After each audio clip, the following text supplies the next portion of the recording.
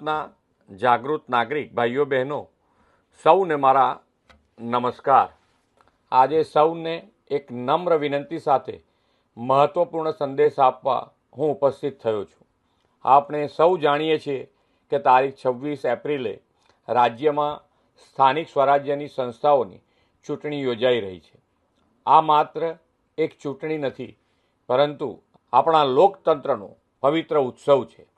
લોકશાહી પરંપરાના મતદાન એ અધિકાર સાથે નાગરિક તરીકેનું કર્તવ્ય પણ છે।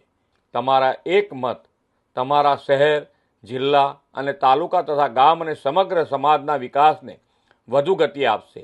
એ માટે દરેક મત અમૂલ્ય છે।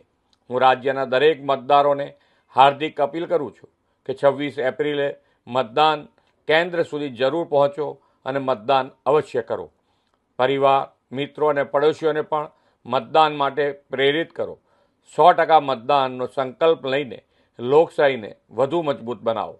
જે યુવા મતદારો આ વખતે પહેલીવાર પોતાના મતાધિકારનો ઉપયોગ કરવાના છે, તે સૌ યુવાનોને પણ મારી શુભકામનાઓ। સૌ સાથે મળીને જનભાગીદારીથી વિકસિત ભારતથી વિકસિત ગુજરાતના નિર્માણ માટે આપણા પવિત્ર મતાધિકારનો અવશ્ય ઉપયોગ કરીએ।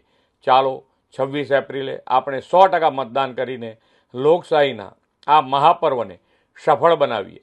ભારત માતા કી જય, વંદે માતરમ, જય જય ગરવી ગુજરાત।